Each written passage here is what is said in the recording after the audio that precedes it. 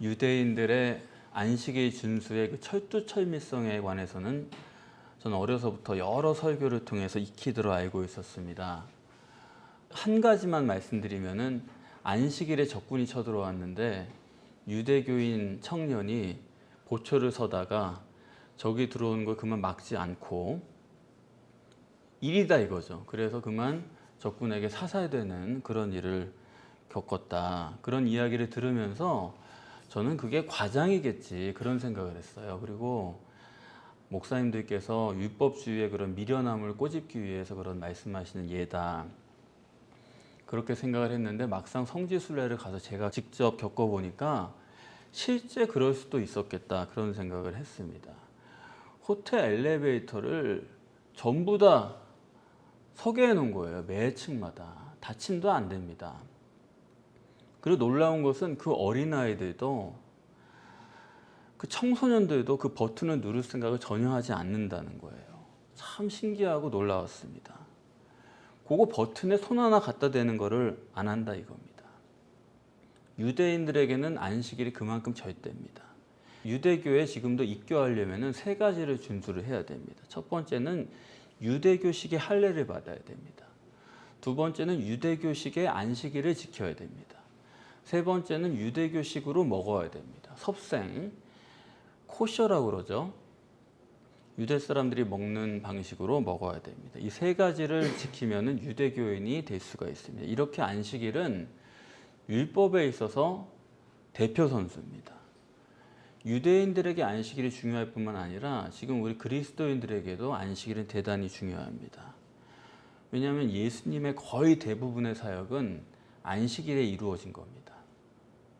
안식일을 배경으로 안식일과의 직접적 관계 속에서 이루어진 일이에요. 그렇기 때문에 안식일을 우리가 정립을 못하면은 복음서도 이해를 못하고 예수님 자신에 대해서도 이해를 할 수가 없습니다. 그거는 예수 그리스도를 모르는 것이 되기 때문에 안식일을 빼놓고서는 우리가 결코 신앙이나 신학을 바로 정립할 수가 없는 것입니다. 따라서 본문도 세리 마태를 부르신 다음에 곧바로 안식일 문제를 거론하는 거예요.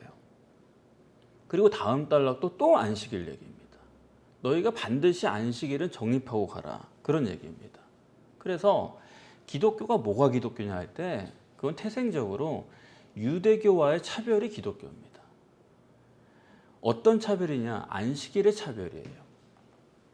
복음서적인 안식일의 정립이 있고 나서야 기독교가 되는 거지, 안식일을 복음서적으로 정립하지 않은 것은 겉만 기독교지 그건 기독교가 아니다 그런 얘기입니다.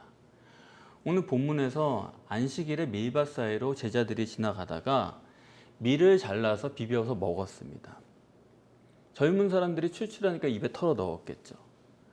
이걸 유대인들이 보고서 안식일에 해서는 안 될 짓을 한다 이거예요. 유대인들이 제자들이 비난했습니다. 계명을 범했다는 것이죠. 그런데 예수님께서 이것에 대해서 반박하십니다. 유대인들이 지금 이 사람들을 비난하는 건 정말 당연해요. 아니 엘리베이터 그 버튼 물리 버튼도 아니고 터치식입니다. 그것도 안 하려고 하는 사람들이 유대인들이에요.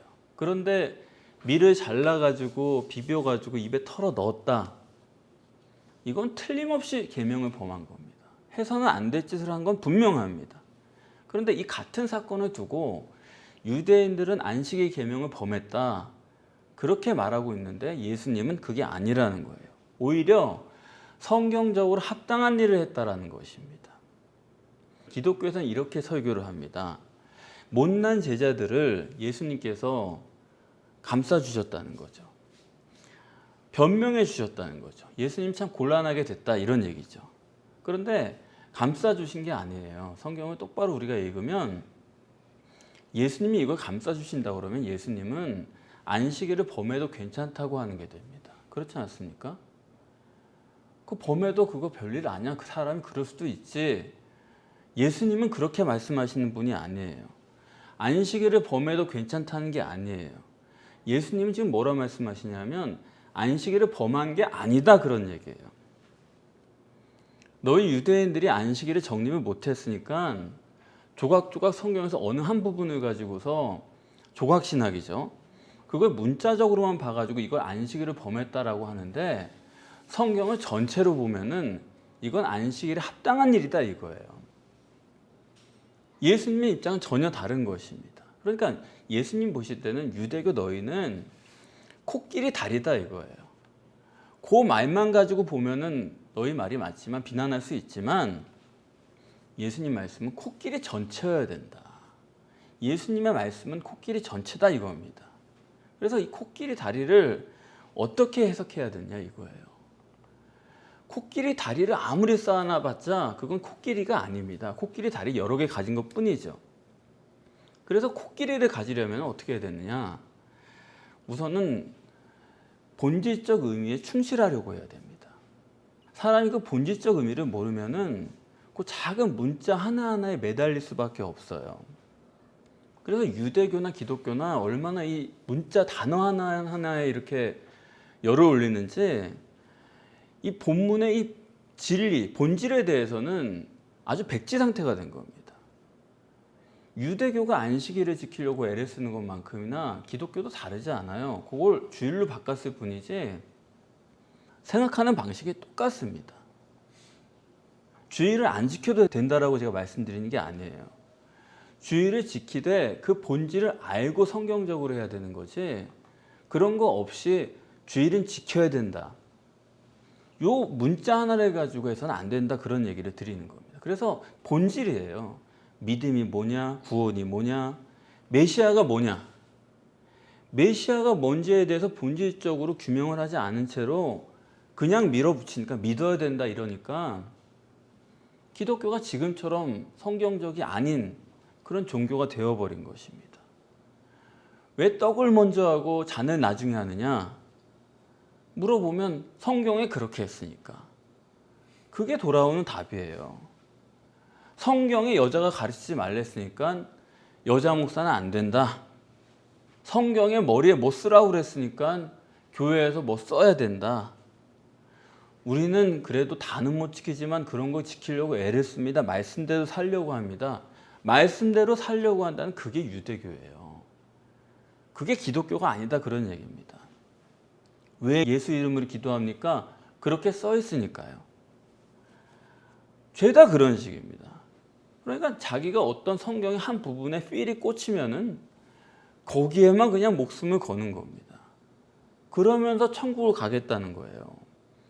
성경의 본질적 의미를 모르면은 그런 작은 문자 하나에 매달릴 수밖에 없는 거고 본뜻을 알게 되면 그런 헛된 쓸데없는 싸움에 관여가 안 되는 거고 사람이 자유롭게 되는 것입니다. 하나님의 목적을 우리는 생각해야 됩니다. 성경은 절대로 사람을 위한 글이 아니에요. 하나님의 목적을 생각하지 않고 코끼리는 절대로 안 보입니다. 천지창조의 목적은 하나님 자신을 위한 거예요. 아시죠? 하나님의 목적은 천국 완성에 있는 거예요. 이 땅에 만들어서 너희가 여기서 잘 먹고 잘 살고 좋은 세상 만들어주자는 게 전혀 아닙니다. 그런데 잘 나가다가 끝에 가서 꼭 그러는 거예요. 이 세상을 아름답게 만들어야 된다. 그게 하나님의 뜻이다. 잘 살게 해줘야 된다. 하나님의 뜻이다. 꼭 그러는 거예요. 그게 다른 게 아니라 그게 신천지라는 거예요. 신천지 욕할 게 하나도 없는 겁니다. 여기서 잘 되게 만들어 보자. 그걸 고상하게 말하느냐 노골적으로 말하느냐 그런 차이가 있을 뿐이에요. 왜 그런 게 먹히냐.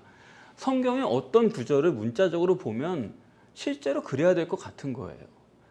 여기서 좋은 세상을 만들고 사람들이 어렵지 않게 만들어주고 그게 하나님처럼 어느 구절을 보면 그렇습니다. 그러니까 그런 걸 골라다 쓰면은 성경적인 것 같죠. 그러나 그건 코끼리 다리다 이겁니다.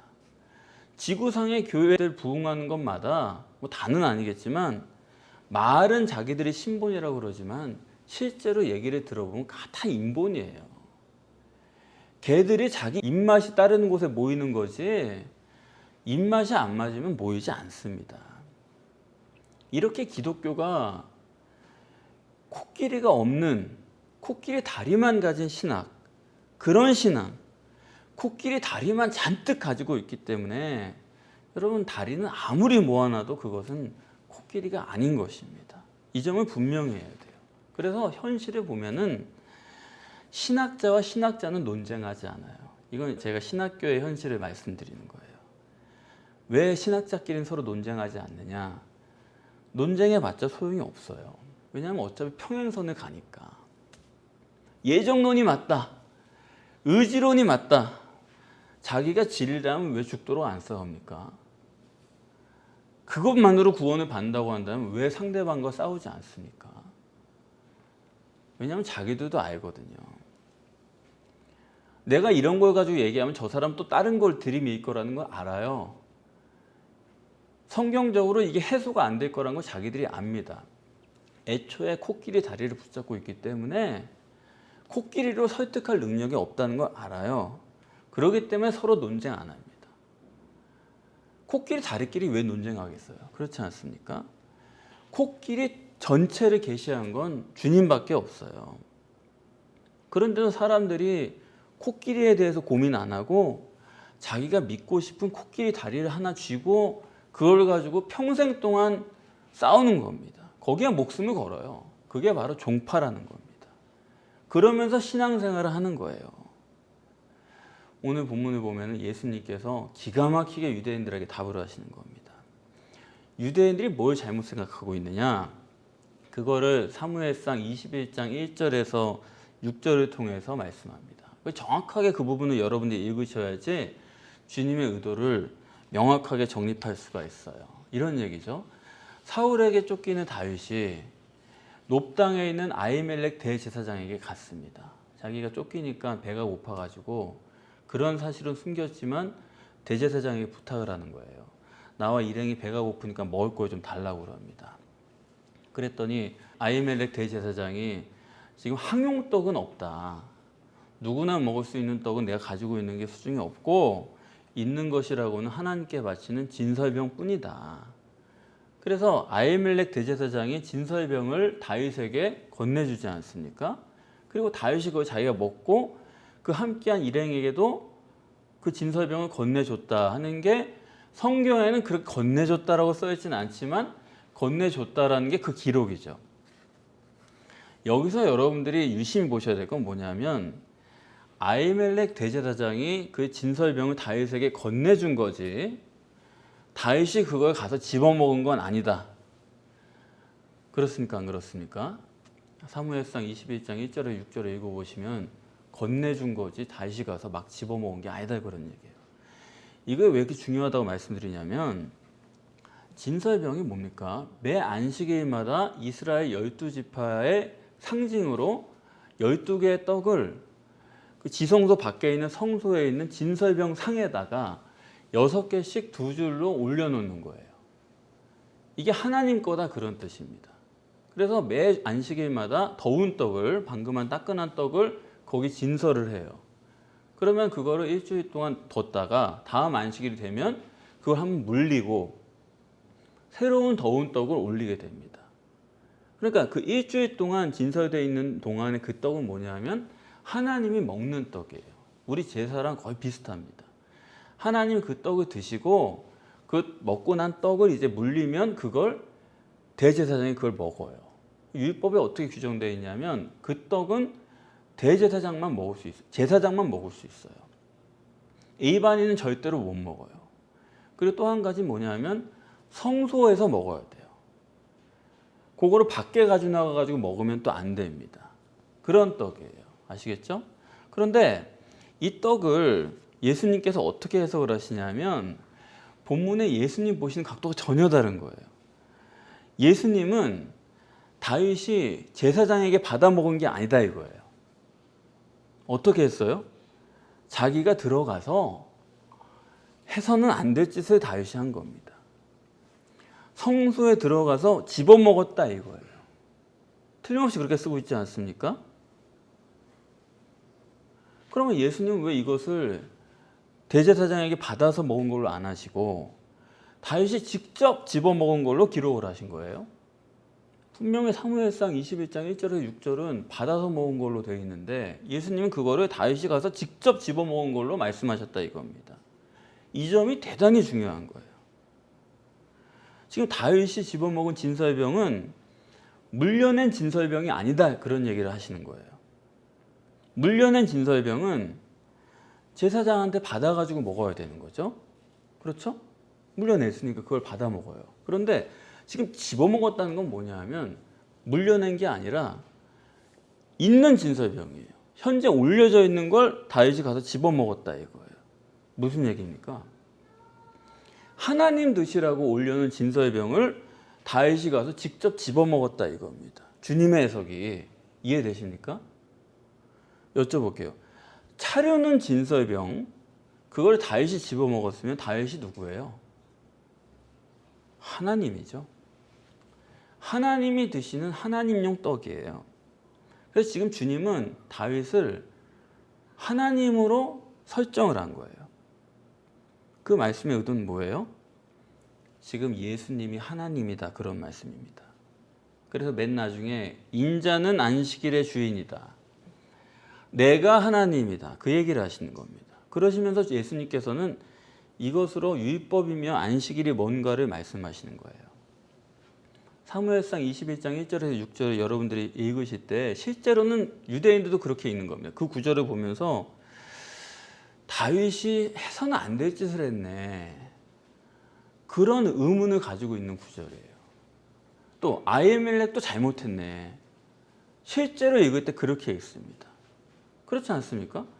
아니 어디 진설병을 제사장도 아닌 사람이 먹어요. 또 어디 제사장이 그걸 일반인한테 그걸 반출해요. 배고프다는 이유로. 안 되죠. 유대인들 그 구절을 읽으면서 이게 뭔 얘기인가 그런 의문을 가지고 있는 부분일 것입니다. 그런데 예수님이 말씀하신 건 뭐냐? 성경이 말하고자 하는 건 이거예요. 이 사건은 대제사장 아히멜렉과 메시아의 예표인 다윗 사이에 벌어진 일이에요. 그렇죠? 율법의 대표자, 율법의 수호자인 대제사장과 율법을 수여한 메시아 사이에서 된 일이다 이거예요. 이게 어떤 뜻이냐면 이거는 율법의 가장 완전한 해석이다.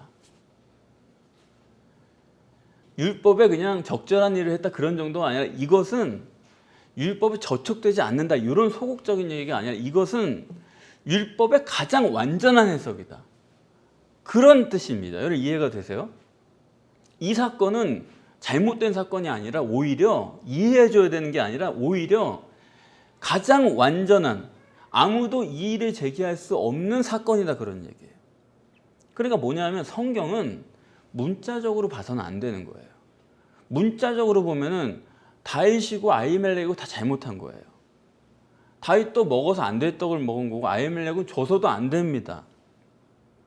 그러면 그런 성경을 읽을 때 성경은 어떻게 기록됐어요?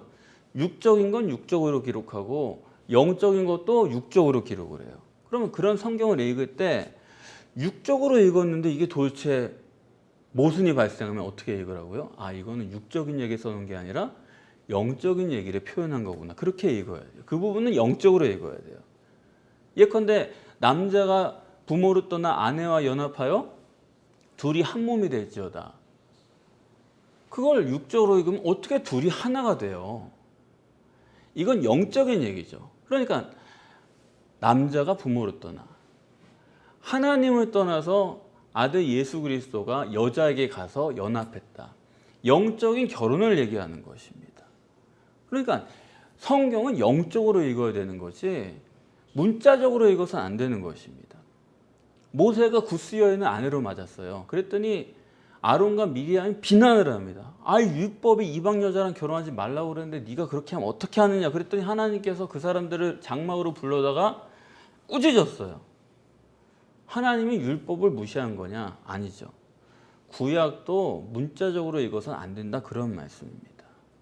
그러니까 구약도 문자적으로 읽으면은 한심한 건데 기독교도 성경을 문자적으로 읽고 하나님 뜻이 이런 거다 이런 식으로 적용하면 그건 정말 한심한 거죠.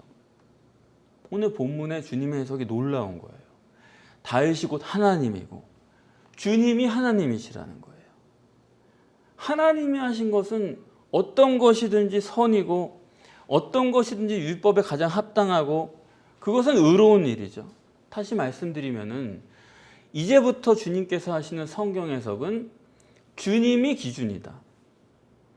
사람들이 성경을 가지고 이렇게 생각해야 되나 저렇게 생각해야 되나 고민들을 하지만 주님이 답이에요. 이제부터는 성경 해석의 기준이 주님입니다. 사람들이 어떻게 보든 간에 주님이 이렇다고 하시면 이런 거고 주님이 그렇다고 하시면 그런 거지 거기에 대해서는 왈가왈부할 게 없다 이런 얘기예요. 그래서 제가 복음서 신학의 절대라는 말씀을 드리는 것은 복음서에서 신학을 정립하지 못한 채로 서신서를 가지고 자기 신앙을 갖고 가는 사람들은 100% 실패해요. 주님이 기준이 못 되기 때문입니다. 주님 없이는 복음서 없이는 기독신앙은 불가능한 거예요.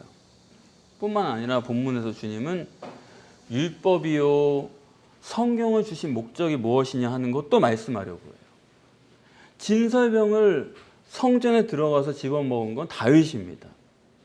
그런데 그와 함께한 사람들, 그 사람들은 성전 밖에 있잖아요. 그건 성전 밖에서 먹으면 안 돼요. 근데 다윗이 성전 밖에 있는 사람들에게도 그 떡을 갖다 먹인 겁니다. 아니 그 사람들이 먹으면서 하나님도 아니잖아요. 하나님도 아닌 사람들이 성전 밖에서 먹었다. 그런데 그 사람들도 먹었다는 거예요. 무슨 말씀입니까? 다윗도 율법을 초월하고 율법을 지배하고 있어요. 왜냐하면 메시아니까. 율법의 수종자가 아니다 이겁니다. 율법을 자기가 다 지배하는 사람이에요. 그걸 상징하는 거예요. 그런데 뭐냐? 다윗과 함께한 사람들도 그렇다 이거예요. 지금으로 하면 주님과 함께한 제자들도 율법의 저촉을 받지 않는다. 뭐냐? 주님이 함께 계시니까요. 주님이 옳다고 그러는데 그걸 누가 뭐라 그래요? 주님이 함께 계시는데 거기가 곧 성전이죠. 그렇지 않습니까? 다시 말해서 성경이요 율법의 목적은 전지전능하시고 절대선 절대의신 하나님과 내가 함께하냐. 그게 목적이에요. 오직 그것만입니다. 우리의 가치관은 내가 율법을 얼마만큼 지켰느냐, 내가 얼마나 선을 행하고 살았느냐, 내가 얼마나 다른 사람에게 박애를 행하고 살았느냐, 그거는 우리의 가치관이 전혀 못 되는 거예요. 내가 그리스도 안에서 했느냐 안 했느냐예요. 내가 그리스도 밖에서 행한 어떤 봉사, 구제, 선행, 그거는 전혀 평가를 받지 못합니다. 내가 좋은 마음 가지고 했다, 그거 가지고 되는 게 아니에요. 그리스도 안에서 하지 않은 것은 아무것도 아닙니다. 그래서 주님이 정립해 주시는 코끼리는 아주 간단한 거예요. 주님의 코끼리는 성경 전체 하나, 제1계명 뿐입니다. 나 외에 다른 신은 내게 있게 하지 말라. 오직 하나님과만 함께 있어라. 그게 코끼리지 다른 거는 뭐 코끼리 다리를 아무리 모아봤자 그건 핵심이 아닌 거예요. 하나님과 함께 하느냐, 그거 1계명 하나뿐이고 나머지 9계명은 그게 안 됐을 때 벌어지는 문제를 얘기하는 것입니다. 유대인들이 안식일 계명도 왜 이렇게 잘못 정립을 했냐면 창세기 2장 1절에서 3절까지 먼저 하나님께서 안식일에 대해서 말씀하셨습니다. 근데 그런 하나님의 입장은 쏙 빼고 유대인들은 출애굽기부터 안식일을 적용한 거예요. 안식일은 철저히 지켜야 된다라고 하는 인간 편에서 그 입장만 가지고 안식일을 받기 때문에 하나님이 거기에 계시지 않은 거예요. 그렇기 때문에 문제가 생기는 겁니다. 안식일이 뭘까? 안식일이 천국인데 이거를 규명하지 못한 채로 지켰냐 말았냐, 요 조각조각의 신앙만 가지고, 아니 성경에 굴뚝의 안식일에는 굴뚝이 연기도 내지 말랬으니까 밥하지 마라, 나가서 사 먹자, 겨우 이런 적용을 하는 수준이니까. 그러니까 항상 사람들은 이걸 어떻게 적용할까, 가시적인 그런 거에만 적용을 하고 치중해 있는 것입니다. 이건 뭐냐면 결국 인간은 가시적인 기준, 그 육적 기준, 거기에만 충실한 게 인간이에요. 이거는 유대교만의 문제가 아닙니다. 기독교도 마찬가지예요. 왜 기독교가 복음서 기반이 아니라 서신서 기반이냐? 왜 서신서 신학이 됐느냐? 인간은 적용한 것부터 봐야 되는 게 인간이에요. 도대체 어떻게 지키냐? 어떻게 사냐? 그리스도인으로서 어떤 모습으로 사느냐? 이런 거에 관심이 가 있는 겁니다. 그래서 유대교도 모세오경이라면 껍벅 죽는 것 같지만 실제로는 유대인들은 창세기는 빼놓고 출애굽기부터 시작을 하는 거예요. 지켰냐 말았냐 어떻게 지켰냐 그런 거. 그래서 예수님과 저는 항상 창세기를 말씀하는 거고 유대교인들은 출애굽부터 얘기하는 거고 그런 차이가 있는 것입니다. 자, 안식일의 본질을 규명하면 안식일은 이런 거예요. 안식일은 하나님께서 온 우주 만물을 6일 동안 창조하시고 그 다음에 7일이 안식일입니다. 그러면서 성경에 이날을 복 주셨다. 거룩하게 여기셨다. 복 주셨다 이거예요. 이 날을. 그러니까 안식일은 하나님이 이 날에 복을 줘버린 거예요. 그런 거지 안식일에 네가 뭘 시켰냐 말았냐. 그거는 하나님의 관심이 아니에요. 이 날을 복 줘버렸는데 뭐 누가 거기서 다른 사람이 뭘 하든 간에 그 지키든 안 지키든 그건 하나님의 첫째 관심사가 아닙니다. 이 날 자체를 복 주셨다는 거 여러분이 아셔야 되고 그리고 안식일은 하나님이 안식하신 거예요. 사람이 안식한 게 아닙니다. 그래서 안식일을 말씀할 때마다 여호와의 거룩한 날이라고 말씀하는 거예요. 사람의 거룩한 날이 아니다 이겁니다.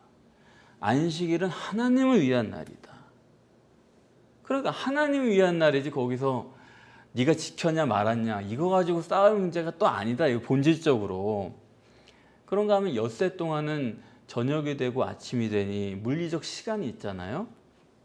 그런데 제7일은 물리적 시간이 없잖아요. 다시 말하면 그건 천국이죠. 안식은 천국이지 이 세상은 아니다. 그래서 니들이 해라 마라 그런 얘기가 애초에 아니에요. 이 세상에서 뭘 하냐 그런 문제가 애초에 아니에요. 안식일을 말하고자 하는 것은 천국을 얘기하는 거지 거기서도 네가 뭘 했냐 안 했냐 그런 거 따지겠습니까? 그런 게 아니잖아요. 그러면 하나님께서는 왜 이렇게 안식일을 제정하셔가지고 우리더러 지키도록 하셨느냐 이 점이 놀라운 거예요. 또 이걸 해석하시는 주님의 해석은 더 놀라운 거예요. 안식일은 누구의 안식일이에요? 하나님의 안식일이고 하나님은 어디서 안식하세요? 천국에서 안식하세요. 그래서 안식일을 제정하신 것은 하나님께서 천국에서 안식을 누리기 위해서예요. 그런데 하나님이 천국에서 안식을 누리시려면은 안식하는데 누가 필요해요? 하나님이 지쳐가지고 안식합니까? 하나님이 좀 쉬면은 편해집니까? 안식을 하는데 필요한 게 있는데 누가 필요하냐? 하나님의 자녀가 필요한 거예요. 자녀를 우리가 안으면은 세상에서 아무리 고단했다가도 자녀를 안으면은 그런 게 다 풀어지잖아요. 그냥 하나님이 하는 일 없이 그냥 혼자서 편히 쉰다는 얘기가 아니고 자녀와 함께 쉬는 거예요. 그것을 본문에서는 주님과 함께다. 안식일을 하나님 제정하신 것은 인간의 영혼을 구원해서 천국을 완성한다는 것이 문자적으로 그게 무슨 날이고 그런 게 아니다 이겁니다. 영혼을 구원해서 천국을 완성하는 그런 주님의 가족의 일원으로서 살게 하기 위해서 우리를 이 땅에서 안식일을 연습시키는 거지 천국을 연습시키는 거지 그거 지켰냐 말았냐 그런 건 다 두 번째 문제예요. 그래서 이 안식일 자체가 세상을 위한 것도 아니고 오늘 쉬어야 내일 출근하지 일주일 일했으니까 오늘 쉬어야 되지 그런 세상을 위한 얘기가 아니고 안식일 지켜야 잘 된다 뭐 사업자야 되고 자녀야 되고 그런 걸 위해서 세상에서 지켜야 될 문제가 아니다 이겁니다. 안식일은 천국에서 우리가 하나님과 자녀되어 천국을 완성한 그걸 바라보면서 가는 그걸 계시하기 위한 육적인 계시가 안식일이다 이런 얘기예요. 그러면서 주님께서 말씀하시기를 오늘 인자는 안식일의 주인이니라. 아, 대단한 거예요, 이거는. 인자는 육신을 입고 오신 하나님이시다. 그렇기 때문에 인자는 안식일의 주권자요, 완성자요, 지배자이다. 예수님은 곧 하나님이시다. 안식일은 영이신 하나님을 위한 것이기 때문에 안식은 세상을 위한 안식이 아니에요. 하나님은 우리의 영혼을 구원하시려는 거지, 육신의 죄사해가지고 내 마음 편하고, 여러분 죄사함 받아가지고 내 마음 편하고 남한테 잘못한 거 좀 해소되고, 그런 거는 하나님이 말씀하신 구원이 아닙니다. 성경 어디도 구원을 그런 식으로 해석하게끔 써있질 않아요. 인자는 안식일의 주인이라 하나님과 함께 있는 거예요. 그래서 다윗이 하나님이 아닌데도 그 사람과 함께만 있어도 그 일행들이 다 축복을 받잖아요. 그러니까 우리가 육신의 인간으로서 선하고 의롭고 능력 있고 구원받을 수 있는 길은 뭐밖에 없어요? 주님과 함께 있는 것밖에 없습니다. 그게 오직 예수예요. 어떻게 하면 우리가 주님과 함께 할 수 있냐? 그것만 되면은 저나 여러분이나 여러분의 자녀들이나 다 복을 받게 돼 있어요. 행로에 줄이지 않고 먹을 것이 있다 이겁니다. 그렇기 때문에 주님과 함께하는 거. 그러면 주님과 함께하는 가장 완전한 형태는 뭐예요? 주님과 우리가 결혼하는 거죠. 주님의 보혜사 성령이 우리 안에 내주하심으로써 신랑 되신 예수님께서 우리 속에 들어와서 그분과 내가 한 몸이 되는 거예요. 그러면 이 땅에서도 주님의 권세를 내가 가지고 사는 것입니다. 주님을 내 속에 모셔들이셔서 이 땅에서도 선하고 의롭고 능력 있고 이 땅에서 영혼을 구원하는 사역을 감당할 뿐만 아니라 여러분 천국에서도 영원한 안식을 누리는 여러분 모두가 되시기를 바랍니다.